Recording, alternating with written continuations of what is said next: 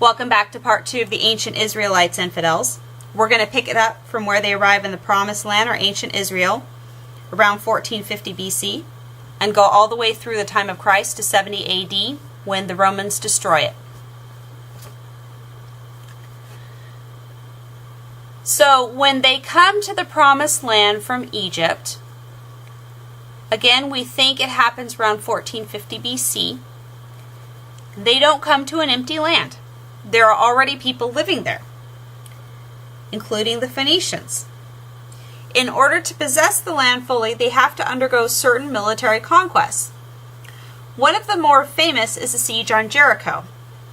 It was a huge walled city, and not much is really known about the culture of Jericho except that it is called the City of the Moon to this day, and it was called the City of the Moon back at that time in honor of the deity they worshipped, Yerik or Yerika, who was a moon god. We have a possible connection to Allah here, and I do say that very carefully because so little is known about this deity. But we do know that both of them are moon gods, and it's a theory that's worth entertaining.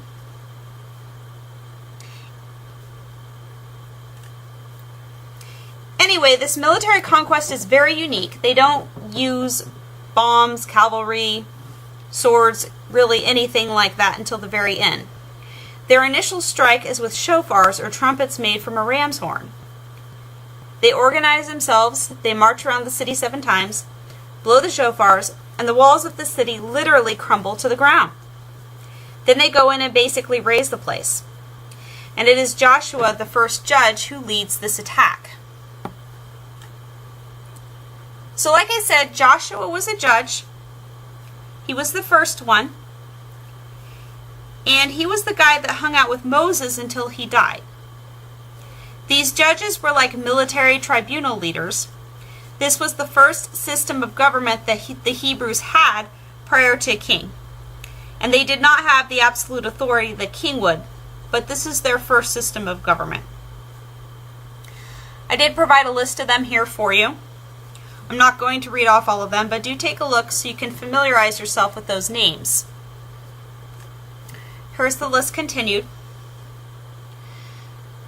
So during the time of the judges, Israel goes through periods where it's independent and then ruled by foreign powers and then independent again. It kind of does this seesaw sort of thing politically. I would say that the most famous judge is Samson.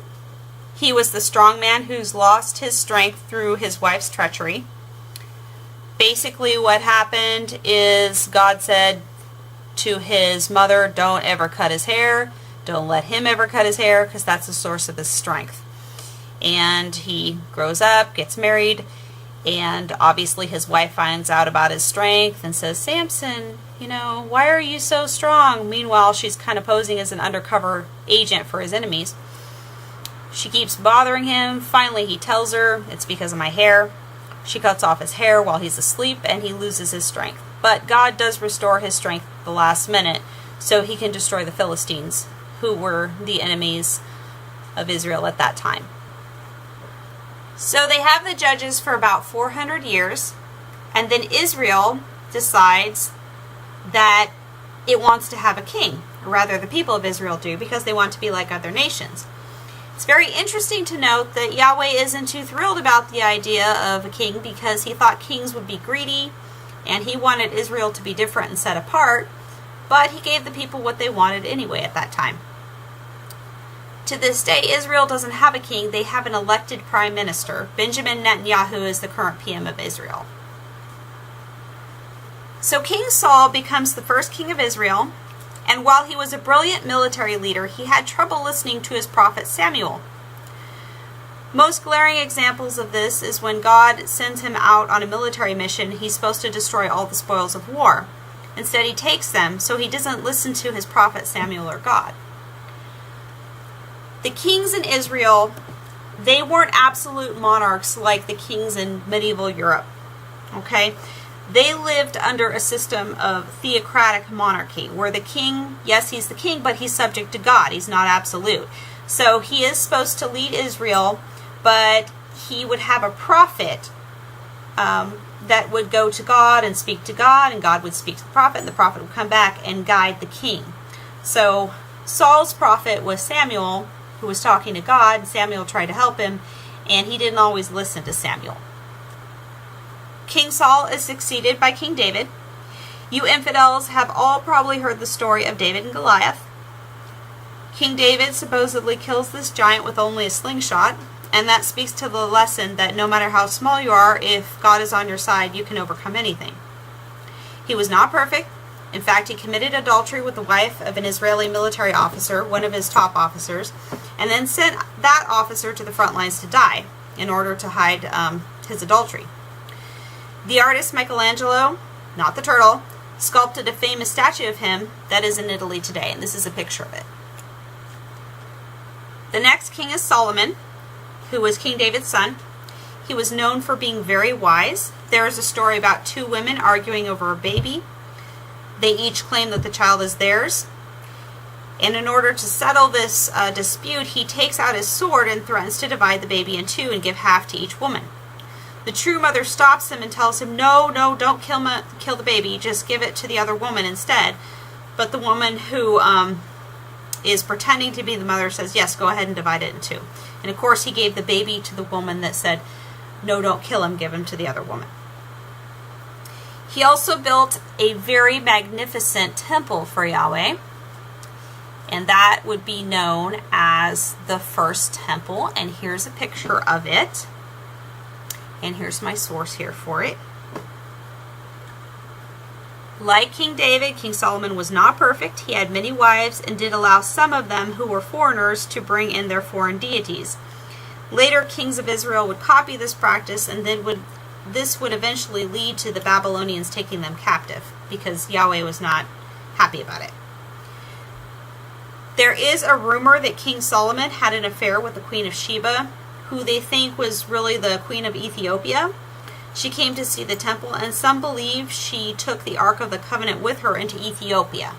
There's actually a group of monks that guard this building inside of Ethiopia, and they say that the Ark is in there, but they won't let anyone go in or investigate, so we don't know for sure. King Solomon's temple is no longer in existence. Neither is the second temple that comes after it. We'll get to that one in a few minutes.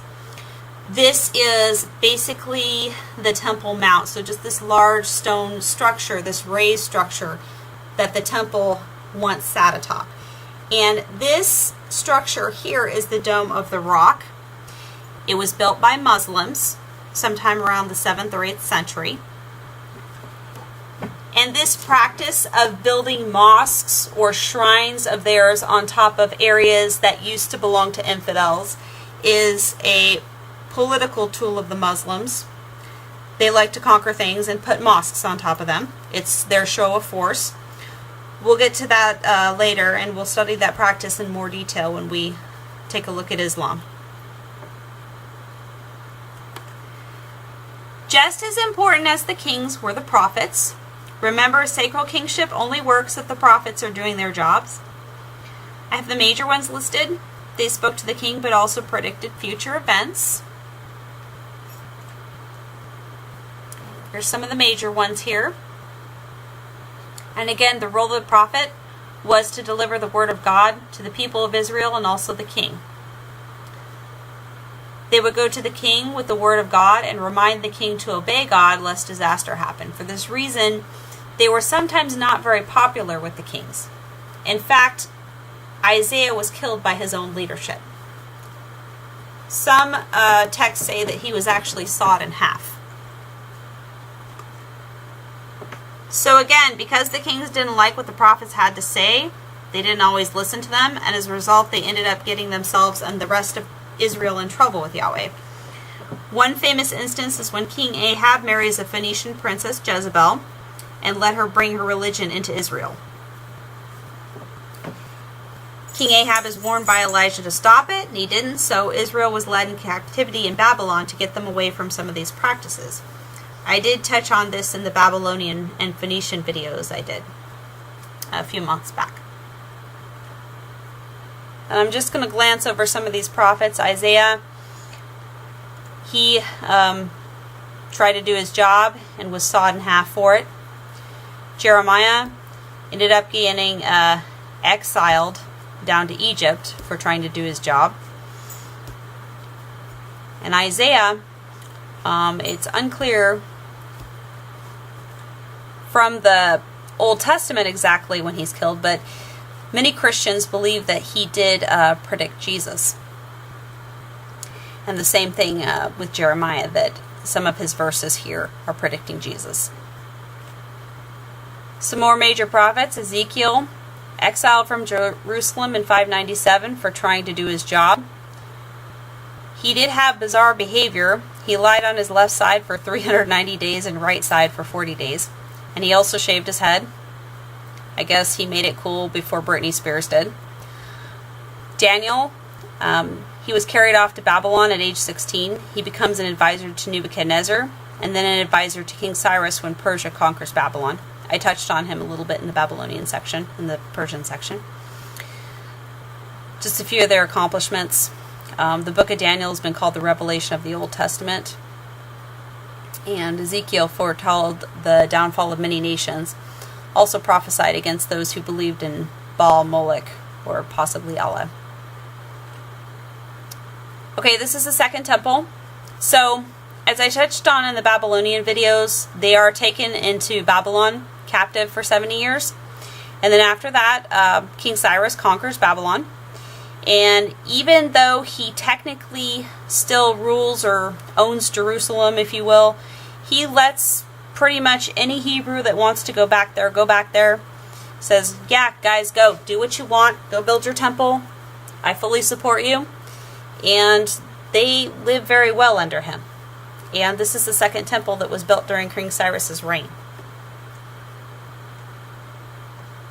So here's just a timeline from Cyrus until Christ. 520, the Second Temple starts to be rebuilt. 468, they think that's when the Book of Esther takes place. Remember, not all of the Jews go back to Judea or Jerusalem. Some of them do stay in the more eastern part of the Persian Empire, and that's what the Book of Esther is supposedly about.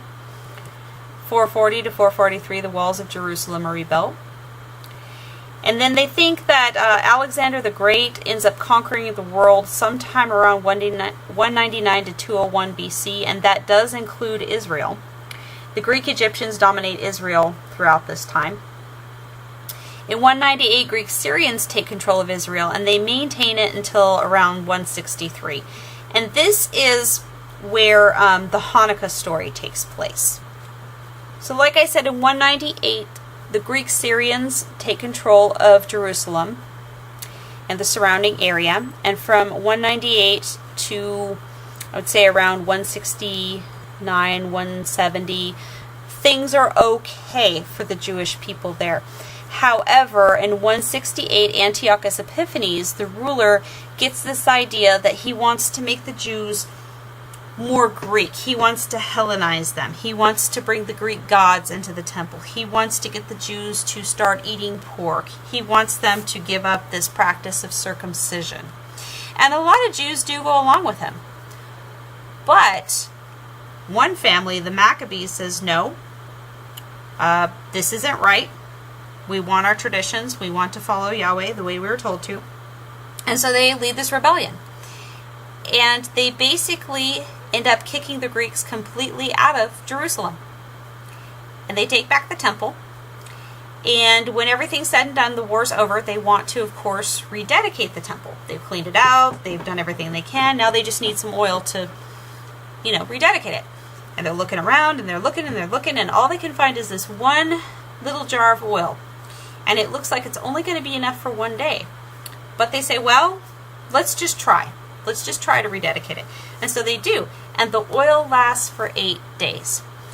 And that's the miracle of Hanukkah. Okay? And that's what the Jews celebrate every December with these beautiful menorahs. Alright? They enjoy this independence from about 163 to 63 BC. When they are overtaken by the Romans. Okay, so 63 BC, Jerusalem and all of Judea basically falls to the Romans. and it stays under Roman control just about until the Roman Empire falls. Okay, so the Romans could be very harsh rulers. And because of that, an idea became very popular among the Jewish people. The idea of Messiah. Okay? It might surprise you to know that Jesus was not the first Messiah. Okay? Or messianic figure, if you will. There were actually two others. One we only know as the Egyptian, and another we know as Thaddeus. Okay? Both led these very bloody rebellions. Both obviously failed. A lot of Jewish people died, a lot of Roman people died. Okay? It was not a very good thing. Here are some of the scriptures that Christians believe point to Jesus. I just listed a few of them here for you. But if you want to see the rest of them, please copy and paste this link, or if you're having trouble, let me know. Okay?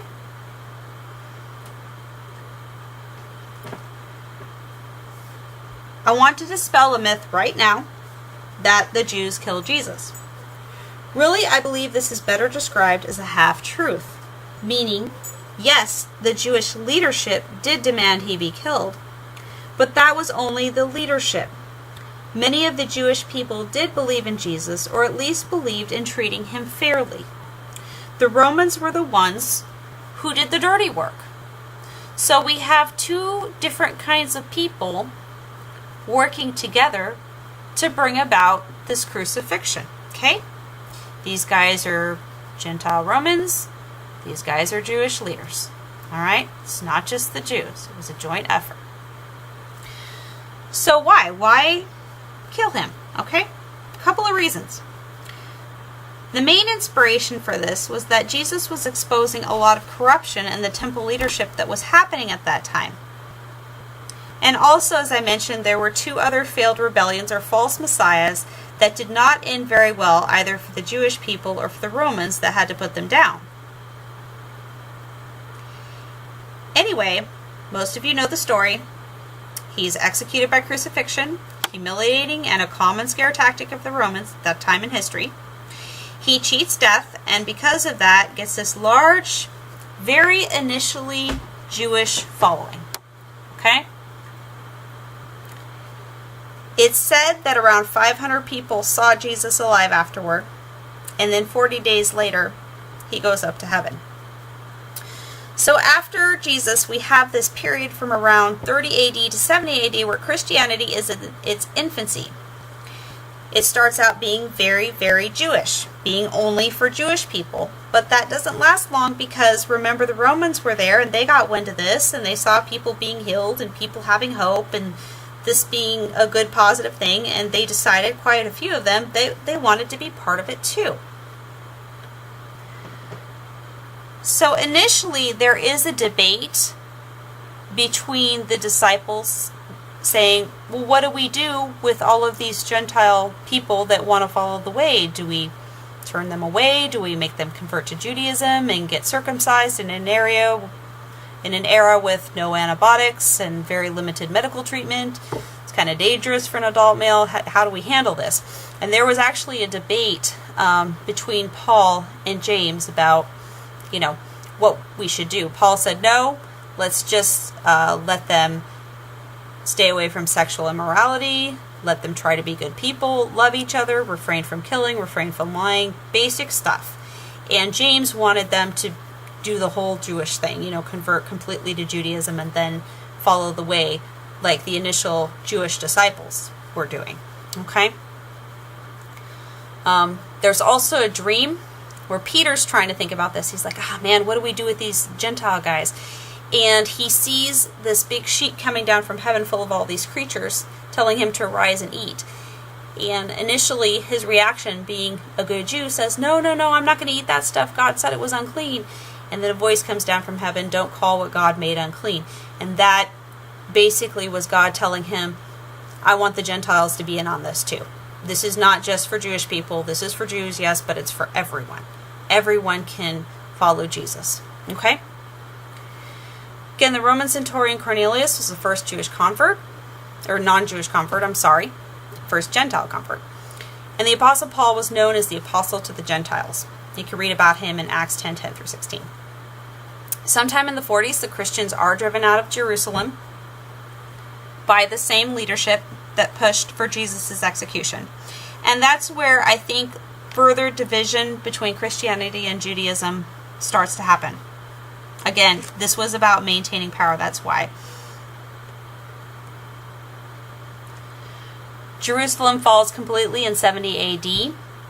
The Romans completely destroy it. They raze it. They take the temple and just completely destroy it and leave only the mount there. Okay, and it's that way to this day.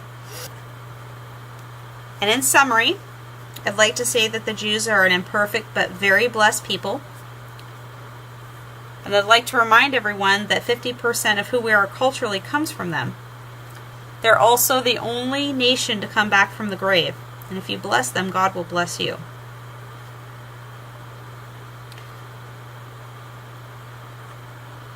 And I wish peace on all of you infidels, as Jesus or Yeshua does. And here are my sources or references. And as always, if you have any questions, let me know. Thanks so much for listening.